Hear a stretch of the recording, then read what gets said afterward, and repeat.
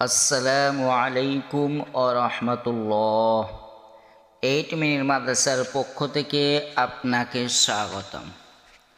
দয়া করে সম্পূর্ণ ভিডিওটি দেখবেন ইনশাআল্লাহ। ভিডিওটিতে একটি লাইক দিন এবং চ্যানেলটি সাবস্ক্রাইব করে রাখুন পরবর্তী ভিডিও পাওয়ার জন্য।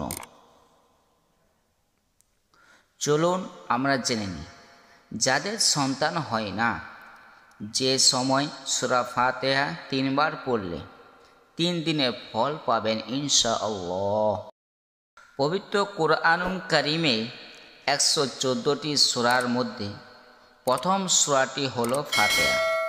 সূরা ফাতিহাকে কোরআন শরীফের শুরু বলে আখ্যায়িত করা হয়।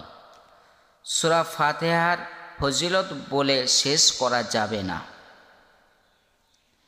এই সূরা কোরআনের সর্বাধিক মর্যাদাপূর্ণ সূরা।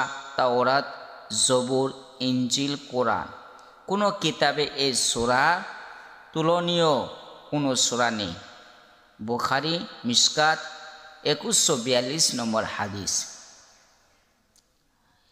এই সূরা ফাতিহা এবং সূরা বাকারার শেষ 3টি আয়াত হলো আল্লাহর পক্ষ থেকে প্রেরিত বিশেষ নূর, যা ইতিপূর্বে কোনো নবীকে দেওয়া হয়নি।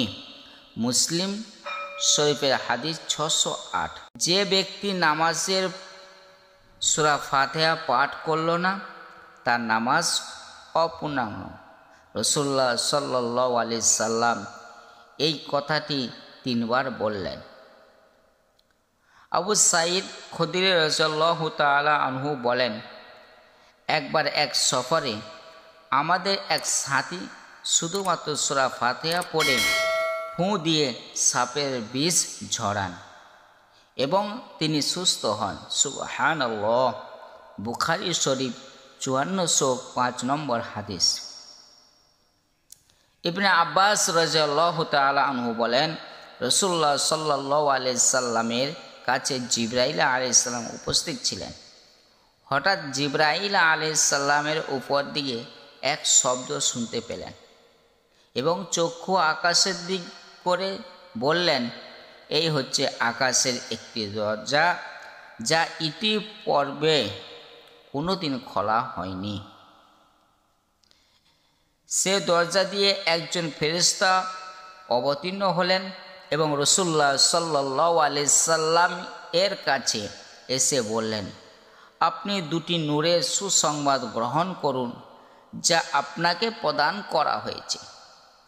তা আপনার পূর্বে কোনো নবীকে প্রদান করা হয়নি। যা দেওয়া হয়নি তা হচ্ছে সূরা ফাতিহা এবং সূরা বাকারার শেষ 2 আয়াত।